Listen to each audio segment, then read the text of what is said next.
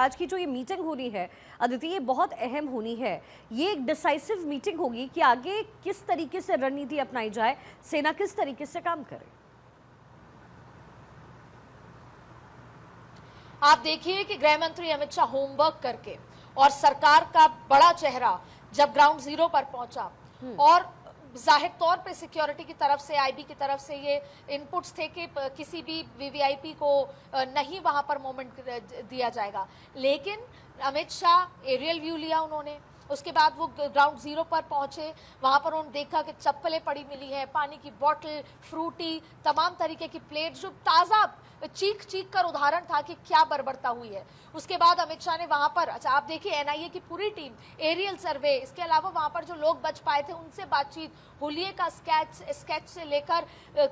पूरा शिनाख्त जारी है, इसकी माइन्यूट डिटेलिंग की गई है, अलग अलग एजेंसीज की डिटेलिंग हुई है, पूरी रिपोर्ट लेकर उसके बाद जो यहाँ पर उन्होंने हाई लेवल सिक्योरिटी की बैठकें करी एलजी के साथ और आईबी चीफ के साथ, तमाम डीजीपी के साथ जो बैठकें करी, क्या है, कौन इन्वॉल्व था, कौन पिछले 1.5 महीने से जब रेकी हो रही थी, क्योंकि वो इतना घना जंगल है कि वहां से आना 6 लोगों का और जाना, और फिर इस तरीके की बात कि कैसे हमास ने इजराइल पे जो अटैक किया उसी पैटर्न पे ये अटैक हुआ है। तो इस अटैक को लेकर भी किस तरीके से जो आगे बढ़े हैं और ये जो मैसेजिंग देने की कोशिश की है कि आप हिंदू हैं और आजान पढ़िए और पत्नियों का है कि तुम्हें छोड़ दिया सरकार को जाके बताना, मोदी जी को चढ़ा रखा है, इस तमाम तरीके की बातों का जो मैसेजिंग है ये एक एक करके पूरी डिटेल रिपोर्ट ली। अब देखिए अमित शाह आज उस बैठक में मौजूद होंगे, इसीलिए वो वहां पर तुरंत रवाना हुए, उस बैठक में मौजूद होंगे और ये अब तक की और जो शायद 2 साल बाद इसको थोड़ा बहुत खुल के आएगी, चाहे आप किसी फिल्म में देखेंगे या आप किसी चर्चा में किसी बड़े व्यक्ति से सुनेंगे पॉलिटिकल, कि कैसे जब वो पहली सीसीएस की बैठक हुई और नरेंद्र मोदी ने सेना के भी जो तीनों टुकड़ियां हैं उनके सीनियर मोस्ट ऑफिशियल से, आर्मी चीफ से, नेवी चीफ से बात करी और कहा कि हम क्या कर सकते हैं, क्या प्लान ऑफ एक्शन है। उससे पहले ये जाना जाएगा कि ये कैसे हुआ, किस तरीके से आए, जो भी अभी तक इनपुट है, क्या लिंक है और अब कब से प्लानिंग हो रही थी और फिर एग्जिस्टिंग कितने। और देखिए ये अभियान सिर्फ केवल पहलगाम तक रुकेगा नहीं, ये एंटी टेररिस्ट अभियान एक बार फिर पुरजोर तरीके से, चाहे फिर वो तेलंगाना, हैदराबाद, मुंबई, जयपुर, दिल्ली, जहां पर स्लीपर सेल्स हैं, क्योंकि ये कनेक्शन ये एक साथ जुड़कर निकल कर आएगा और सबको खोज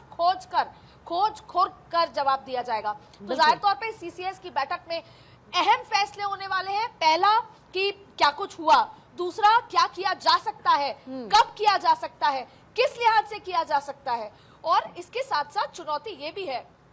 कि पूरे देश को उम्मीद है नरेंद्र मोदी से। ये एक आसान बात नहीं है, अगर एक तरफ ये खुश होने की बात है तो दूसरी तरफ ये एक जिम्मेदारी है बहुत बड़ी और जाहिर तौर पे जवाबदेही है बहुत बड़ी। तो प्रधानमंत्री नरेंद्र मोदी की जो इमेज है उस इमेज के लिहाज से प्रधानमंत्री का आज जो फैसला लिया जाएगा, और देखिए आप ये आज बैठक आपको दिख रही है, इससे नजर आ रही है, रात भर 2-2, 3-3 बजे हिडन बैठक होगी। पहले भी देखा गया है कि एनएसए किसी और थर्ड पर्सन की मामूली सी गाड़ी में प्रधानमंत्री के आवास पहुंचे हैं। जब आपको याद होगा पुलवामा पे अटैक का रिप्लाई किया गया था, स्ट्रैटेजी जो है वो बनाई जाएगी। लेकिन अदिति मैं एक और बात आपसे समझना चाहती हूँ, जब आप यहाँ पर पहुंची तो आप रिपोर्टिंग के लिए पहुंची हैं, लेकिन इसी तरीके से लोग पर्यटन के लिए यहाँ पर पहुंच रहे थे। क्या चेंजेस आपने महसूस किया सिक्योरिटी के लिहाज से जब आप श्रीनगर एयरपोर्ट से आगे बढ़ी हैं? तो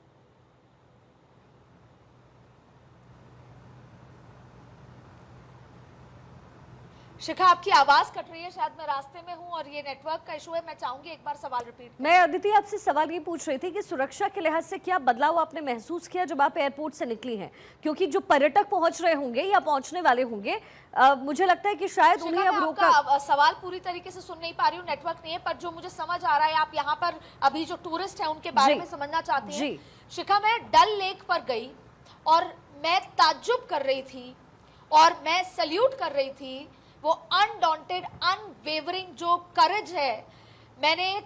कम से कम 15 जनों की गुजराती फैमिली से बात करी, वो कल रात यहाँ पहुंचे हैं, वो गुजरात से कल सुबह निकले थे, रास्ते में उनको पता लगा कि टेररिस्ट अटैक हो चुका है। मैंने उनसे पूछा फिर भी आप में हिम्मत थी आने की, तो उन्होंने कहा हाँ हम निकल चुके थे। 15-20 लोग डल लेक पर दोपहर में घूम रहे थे। जाहिर तौर पे पहलगाम इलाके में भी उनको जाना था, जो अब वो नहीं जाएंगे, लेकिन अगले 4 दिन तक वो कश्मीर में रहने वाले हैं। उसके अलावा मैंने खुद बातचीत करी उन लोगों से जो वहां पर मौजूद थे। एक कपल थे, परिवार था। मैं आज भी वो बात जब वो कर रहे थे तो मेरे रोंगटे खड़े हो गए। उन्होंने कहा कि हम लोग घूम रहे थे, देखा फायरिंग की आवाज आई, पहले तो हम समझ नहीं